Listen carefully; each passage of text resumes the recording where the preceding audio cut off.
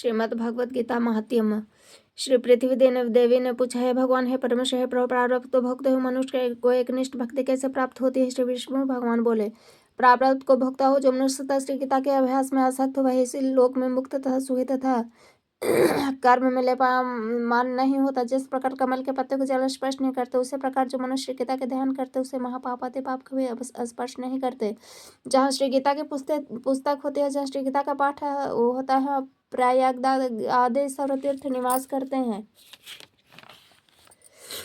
जहाँ श्री गीता वर्तमान है, वहाँ सभी देव, ऋषि, योगी और नागो, गोपाल बाल, श्री कृष्ण भी, नारद, ध्रुव आदि सभी पार्षद से जल्दी ही सहायक होते हैं। जहाँ श्री गीता का विचार पठन पाठ तथा श्रवण होता है, वहाँ मैं, हे पृथ्वी, मैं अवश्य निवास करता हूँ। मैं श्री गीता के आश्रय में रहता हूँ। श्री गीता मेरा उत्तम घर है और श्री गीता के ज्ञान का आश्रय करके मैं तीनों लोकों का पालन करता हूँ। श्री गीता अति अवर्ण्य पद वाली, अविनाशी, अर्थमात्र तथा अक्षर स्वरूपनी, ब्रह्म रूपनी, परम श्रेष्ठ मेरी विद्या है, इसमें संदेह नहीं है। वह श्री गीता चितानंद श्री कृष्ण ने अपने मुख से अर्जुन को कही हुई तथा तीनों वेद स्वरूप, परमानंद स्वरूप तथा तत्व रूप पदार्थ के ज्ञान से युक्त है।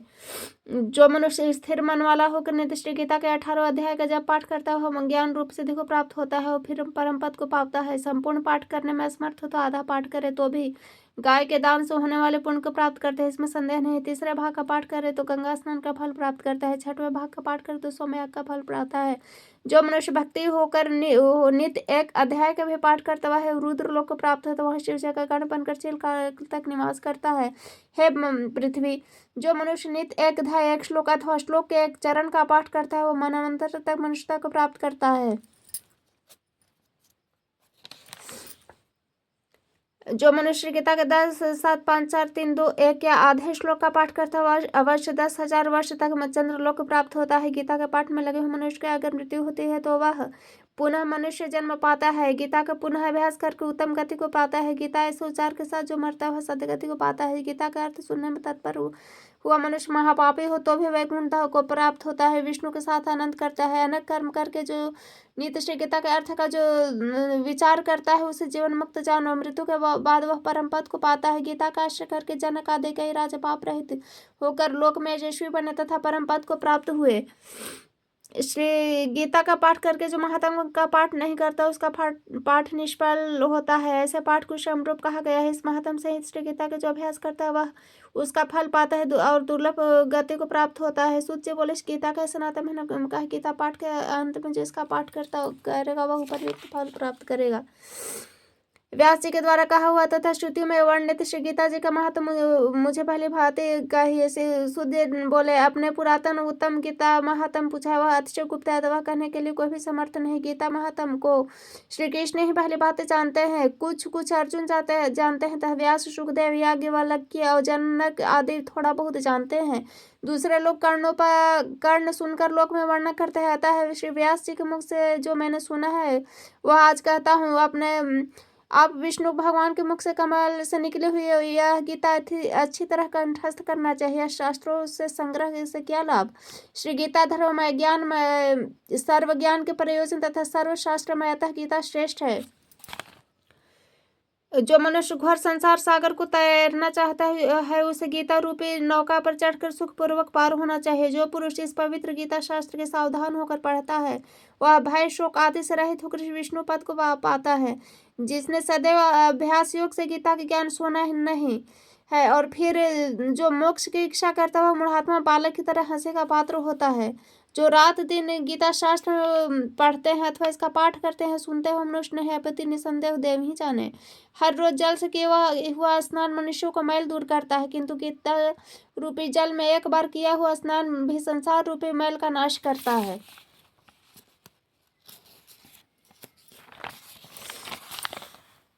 जो मनुष्य स्वयं गीता शास्त्र का पाठन नहीं करता, जिसने अन्य लोगों को उससे वह सुना नहीं, स्वयं को उसका ज्ञान नहीं है, जिसको उस पर श्रद्धा नहीं है, वह भावना भी नहीं है, वह मनुष्य लोक में भटकते हुए शूकर जैसा है।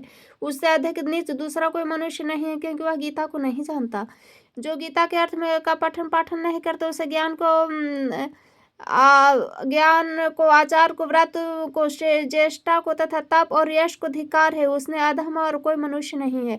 जो ज्ञान गीता में नहीं गाया है वह वेद और वेदांत में निंदित होने के कारण उसे निष्फल, धर्म रहित और आसुरी जाने।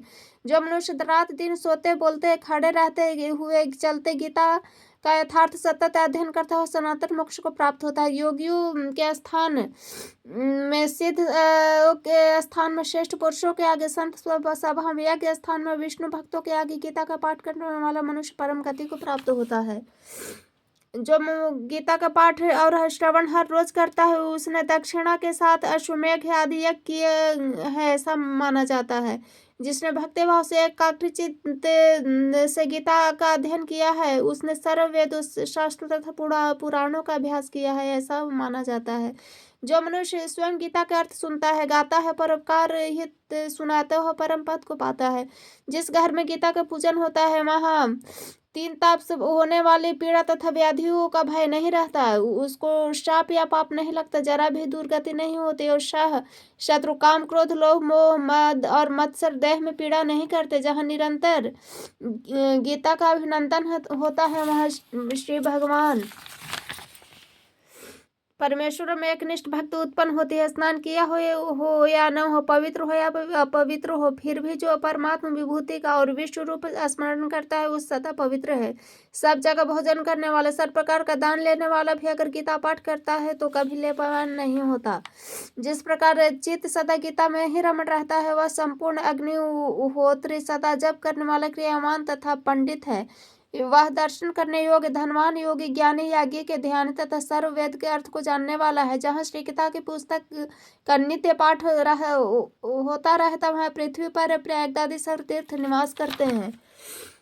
उस घर में देह रूपी देश में सब देव ऋषि योगियों और सर्पों का सदा निवास होता है। गीता गंगा गायत्री सीता सत्या सरस्वती ब्रह्म विद्या ब्रह्म वलित्री संध्या मुक्त गेहिनी अर्धमात्र चिदानंदा भगवनी भय नाशिनी वेद त्रय परा आनंदा। और इस प्रकार गीता के 18 नामों का स्थिर मन से जो मनुष्य नित्य जप करता है शीघ्र ज्ञान सिद्धि और अंत में परम पद को पाता है।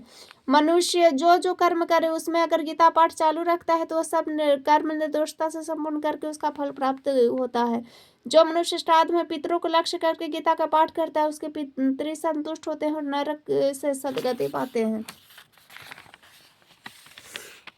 गीता पाठ से प्रसन्न बने हुए श्राद्ध से तृप्त किए हुए पितृगण पुत्र को आशीर्वाद देने के लिए तत्पर होकर पितृलोक से में जाते हैं। जो मनुष्य गीता को लिखकर गले हाथ या मस्तक पर धारण करता है उसका सर्वविघ्न ऋण उपद्रव का नाश होता है। भारत खंड में 4 वर्णों मनुष्य देह प्राप्त करके भी जो अमृत स्वरूप गीता नहीं पढ़ता है वो या नहीं सुनता वह हाथ में आए हुए अमृत छोड़कर कष्ट से विष खाता है। किंतु जो मनुष्य गीता सुनता है पढ़ता है तो वह इस लोक में ज्ञान रूपी अमृत का पान करके मोक्ष को प्राप्त कर सुखी होता है। संसार के दुखों से पीड़ित जिन मनुष्यों ने गीता के ज्ञान सुना है उन्होंने अमृत प्राप्त किया है, वे श्रीहरि के धाम को प्राप्त हो चुके हैं। इस लोक में जनक आदि कई तरह के राजा गीता का आश्रय लेकर पाप रहित होकर परम पद को प्राप्त हुए।